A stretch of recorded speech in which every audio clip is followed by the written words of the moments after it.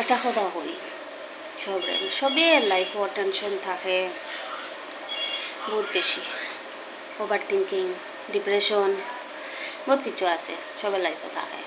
এর মধ্যে হইল টেনশন করিয়া লাভ নাই, টেনশন করিও না, না করিয়া কয়েকটা বাম্পার বাম্পার থ্রিলার মুভি দেখিও।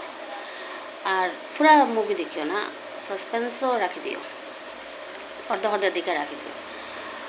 পরে কি দেখবো জানো নি, ও যে থ্রিলার মুভিটা দেখবাই, দেখার পরে ও তালিয়া বাবার থাকবাই, কিন্তু মার্ডার সামনে হইলো, সামনে গেলে গিয়া এমনি কিতা হইলো, মানে ও তাহলে ভাবতে ভাবতে কিতা হইব, তুমি যে টেনশন করায় যে ব্যাপার লইয়া বা এক্সট্রা যেটা হেডেক থাকে বা ওভার থিঙ্কিং, ডিপ্রেশন যেটা সব ভার মেয়ে যায়, সব ভার মেয়ে ওগুলিও বুঝতে পায়। ওই লোকে এগুলো নিনজা টেকনিক, টেনশন থেকে বাঁচার, ওভার থিঙ্কিং থেকে বাঁচার, এগুলো নিনজা টেকনিক, এগুলো রামবান ইলাজ সবে ট্রাই করিও।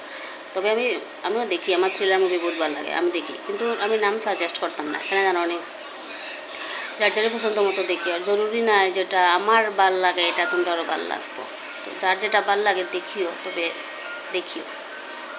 Extra thinking, extra headache, over thinking সব তার থেকে, টেনশন সব তার থেকে বাস পায়, মুক্তি পাইবে, এছাড়া আর কোনো উপায় নাই। আমি ওটা করি, অতিরিক্ত টেনশন যখন হয় বা কিছু লিয়ে খুব বেশি ভাবি, থ্রিলার মুভি দেখি, তখন আমার এই ভাবনা জায়গার আমি ওগুলিয়ে থাকি আমি, বুঝছো? এগুলো কেমনি কিতা হইলো, এখন কিতা হইব, নেক্সট সিন কিতা হইব, ও তাহলে আবার থাকি, বুঝছো নি।